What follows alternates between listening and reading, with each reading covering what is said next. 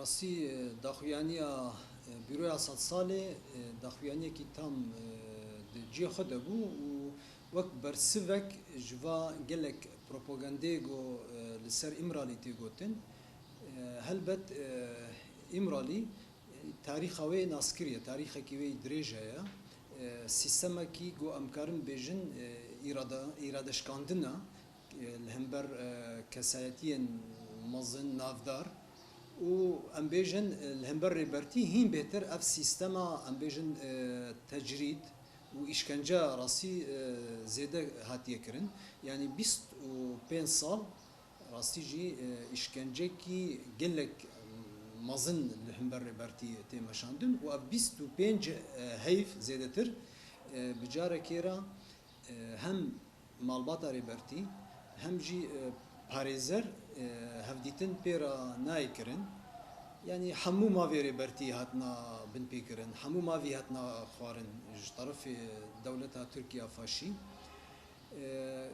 Ev demên dawî de yani em bêjin gelek gotin tên gerandin û her partiyek gelek partî jî nerînên cuda dibêjin. Çêgo em dixwazin vê bêjin herkes li gor bercewendiyê xwe dixwaze yani em bêjin imralî wa gotiye. Yani ev mijarek gringa u de beri her bijartine de jî bijartine de jî rastî jî gelek gotin tene gerandin ser rêber apo tiştê goyek derxi encam yani û analiz bike divê mijarê da rêber apo xwedî giraniyek mezina divê de jî rêber apo xwedî bandoreka mezina. Yani ji bo vêna herkes dixwaze bêje rêber apo wa gotiye bîna wala wa gotiye. Lê em duê behorî de ne rêber apo wek dibên prensîbê wî hene, mebadeên hene. Ev prensîb û mebade çi ne? Çareseriya pirsgirêka Kurd ji bengihîn ve. Birengekî demokrasî, aşîtî û wekî dî jî çareseriyên pirsgirêkê Tirk ve û yê Tirkiyeyê hem jî mirovahiyê ve rêber apo mijûl dibe û daxuyanî jî bi vî rengî. Yani em karin bêjin niha de hevdîtinên yani em bêjin ên dawî parêzer era rêber apo yani wek dibêjî ronahî dikişenê ser mijarekê. Êdî em bêjin dibe ev pêvajo bi dawî bibe û dibe jî bi erênî here. Heger goj niha pêda yani em bêjin pêş de here wê êdî her tişt yani em bêjin nivîskî bê û dibin wek dibe şopandina hêzên yani em bêjin cîhanî bê. Yani ji bo vêna yani rastî jî ev çiqas diyayet û propagandê tên kirin net cî dene û yek heger got dîse jî encamekê ji derdixe îradekî mezin heye, berxwedanekî mezin heye vê em bêjin û heger got deriyê imralî yani jî em bêjin vebê ji parêzer û malbatê re rêber apo gotina yekemîn wê bê dengê xwe bidina ji bo demokrasî li dijî faşizmê bi vî rengî. Êdî ev faşizm êdî rastî jî bûye bela ser gelê Kurd û Tirkiye û giştî yani bi vî rengî em karin bêjin.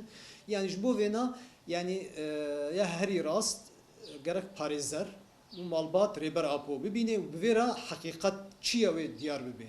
Yani Türkiye yani ev em bêjin hevdîtin yani em bêjin wek dibe nixuman ve şart yani ji ber got yani em bêjin rastî jî wek mesaj û namê rêbertî rêl pêşiya demokrasî vedike û diyalogê vedike azadiyê vedike û em bêjin û hem bin pêkirinên dewleta Tirk yani divê mijarê da ve şartin nixumênin bi aydî dikin yani armanc ne çareseriye vê gerek bêjin destlatdarî yani. Mesela hemû awayî bi hemû hîla û leysika û xapandina Erdogan dixwaze xwe bigihîne hilbijartina û diva hilbijartina da bi serkevî.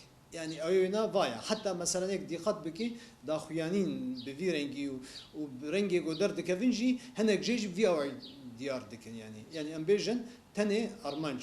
Armancê wana yani vî rengî em bêjin belkî mesajekî yani demê got rêber apo bi erê bikeve lêskê wa da wê em bêjin daxuyaniyê bidin. Heger got na rêber apo va lêsika vala derxîne بدنگی يعني بيجن ناهلگو او دنگی ریبرتی ام بيجن جبگی رایا گشتیدا يعني ام بيجن قال ما راسيجي ام بيجن هيزك مزن امرالي دقري دبيني يعني امرالي جبوينا هيفين ازادينا وچارسريا برزگريكا كرد و ديمقراسينا يعني جبوينا يعني وبرخدانا ريبرتي يعني ياغو ام بيجن همبر فيقاس فاشيزمي يعني افنا هيز ومورال ددي قالما وقالمجي دخوازي يعني ام بيجن بفاچالكيا وچالكين دي وقت به وفاداريا خو دلسوزيا خبري برتيرا نشان بده